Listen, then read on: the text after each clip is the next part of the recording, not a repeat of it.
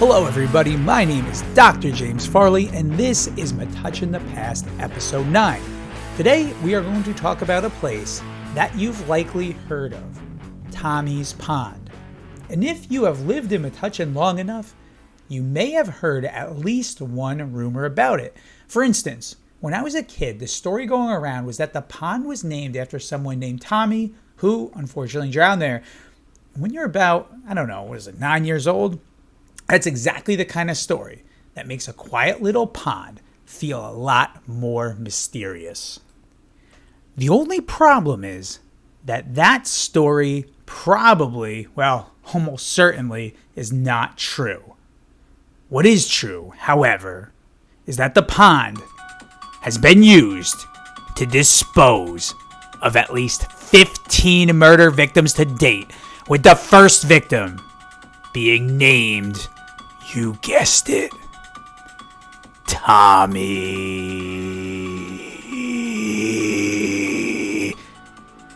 No, that's not true at all either.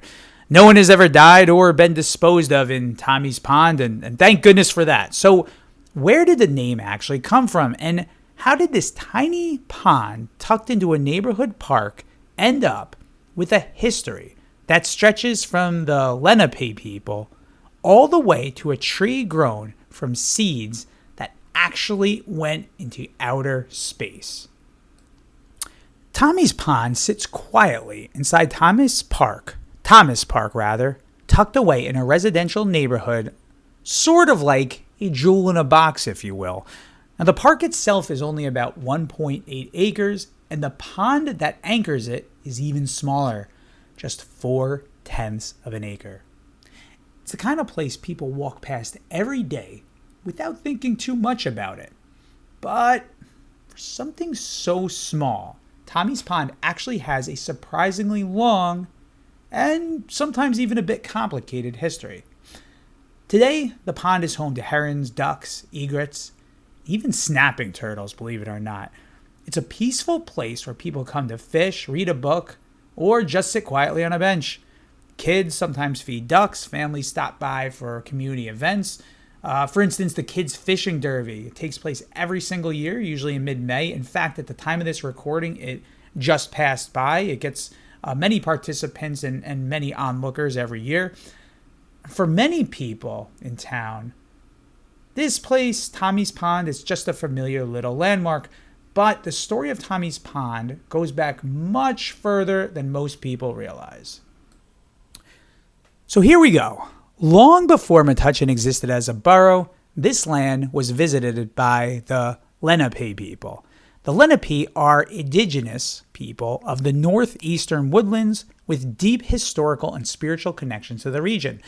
They are believed to be connected to the Raritan tribes of central New Jersey. Their name, Lenape, means original people or true people. Europeans later referred to them as the Delaware after Lord Delaware. Delaware was actually the governor of Virginia from 1610 to 1611, and whom Delaware was later named after. Now, the chief of the Lenape was believed to be the greatest chief of all time. That's right. 3-time Super Bowl winner, Patrick Mahomes. No, actually, it was an even better chief. Chief Metuchen. Now, it varies on the pronunciation because the spelling from back in the 1600s, it varied. So the pronunciation is not 100% known, but Metuchen is what I found to be most common. So Chief Metuchen, whom the borough was eventually named after, it was believed that Chief Metuchen was a member of the Lenape and lived in the area of Metuchen during the 1600s. Now, evidence of the Lenape people's presence around the pond was discovered years later in the 1960s by 3-time Super Bowl winner with the 49ers, Mr. Jerry Rice.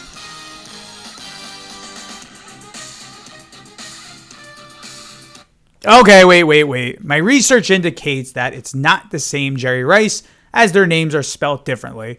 Also, we already made an NFL joke today, so my bad. Anyway, Jerry Rice in the 1960s found Lenape arrowheads in the area of Tommy's Pond while working on his Eagle Scout project. Those small artifacts are a reminder that this quiet pond sits on land that has been part of human history for centuries.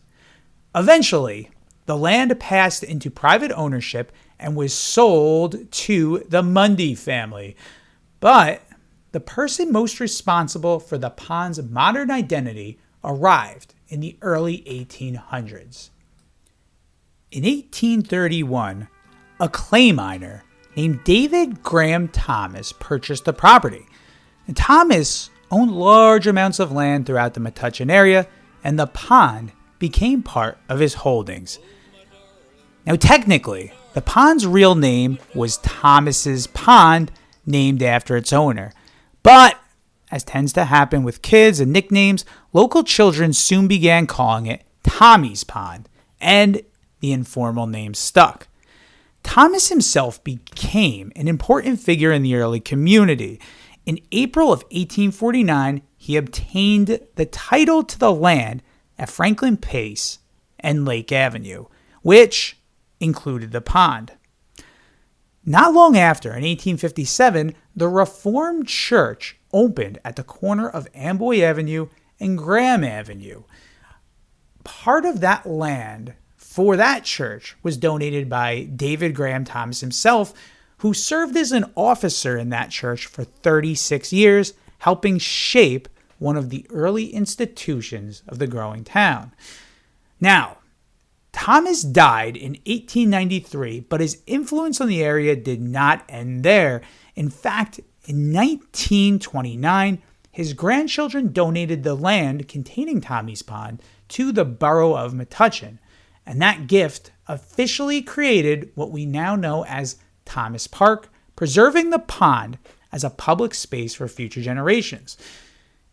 On November 30th, 1948, David Graham Thomas's church, the 91-year-old brown shingle Reformed church that was located on the corner of Amboy Ave and Graham Avenue, unfortunately burned down. The following year, in 1949, the land where the church currently stands on Lake Avenue was donated by the heirs of David Graham Thomas. Now, this occurred in April of 1949, which was exactly 100 years to the day from when David Graham Thomas first purchased the land. Then, on September 10th, 1950, the new Reformed Church, which was built to replace the one that burned down in 1948, opened at the corner of Lake Avenue and Franklin Place. Now, over the years, Tommy's Pond has become a quiet but beloved part of Metuchen. But, like many small bodies of water, Tommy's Pond has had its share of environmental challenges. By the 1970s, algae had begun forming in the water and residents started to worry about the health of the pond. In 1977, the borough attempted a solution that would later prove controversial. They filled part of the pond to reduce its depth.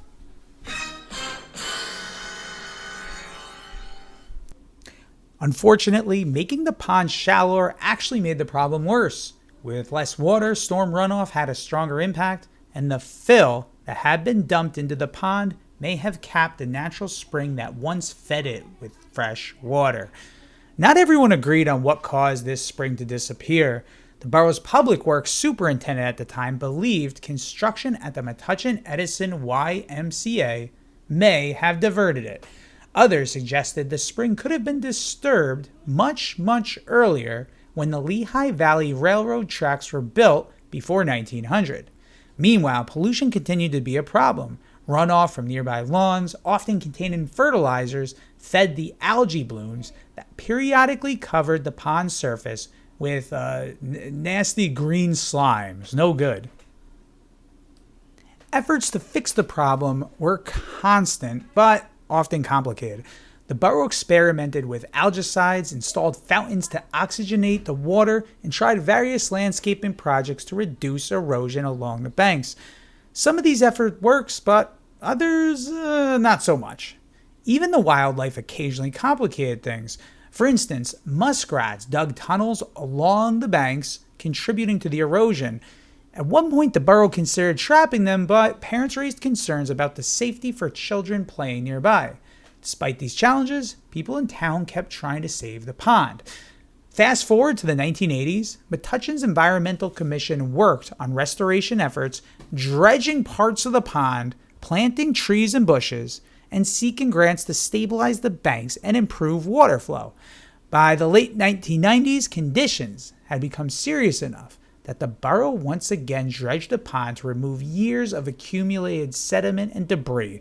They also dug a well to tap into a nearby underground spring in hopes of restoring a more natural water source. Today, the pond's deeper again, about 6 feet when full, and it continues to be maintained with the help of grants, local environmental groups, and the borough itself.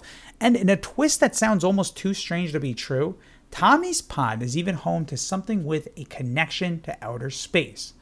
Somewhere near the pond stands an actual space tree. The tree was grown from seeds that traveled on a space mission. Around 15 years ago, George Fromm, chairman of Metuchen's Shade Tree Commission, entered a lottery to receive one of these seeds. The commission quietly planted the resulting tree near the pond, adding an unexpected cosmic chapter to this story of this small local landmark. Today, Tommy's Pond remains what it's always been, a quiet gathering place. People still come to fish, take walks, watch the ducks, or simply sit and enjoy a moment of calm. In fact, killers continue to dispose of victims there. No, we already said that is not true. Anyway, community events still happen there, kids still explore its edges, and people go there to have a great time.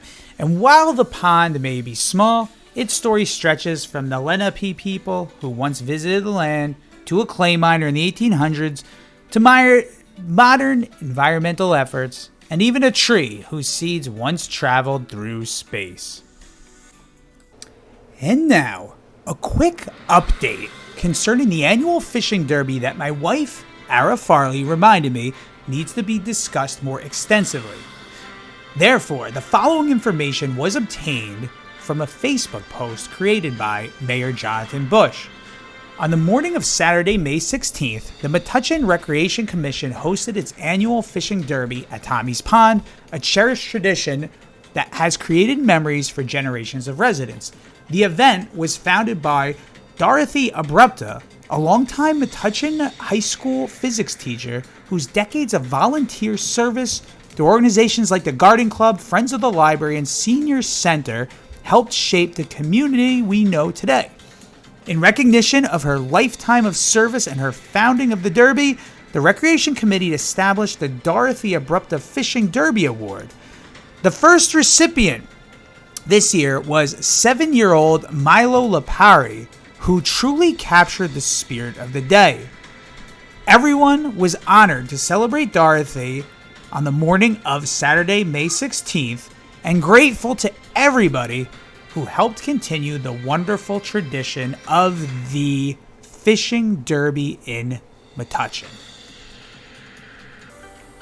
So, the next time you walk past Tommy's Pond, it's worth remembering that this tiny patch of water holds a surprisingly big story. The Lenape once visited this land centuries ago. A clay miner named David Graham Thomas helped shape the early town around it. Generations of residents fought to keep the pond alive through pollution, erosion, and algae blooms.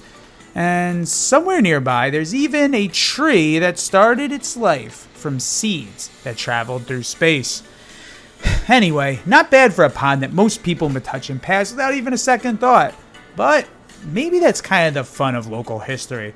Sometimes the most ordinary places turn out to have the best stories. Anyway, that is all for episode 9 of Metuchen in the Past. Thank you everybody for listening. Have a good one.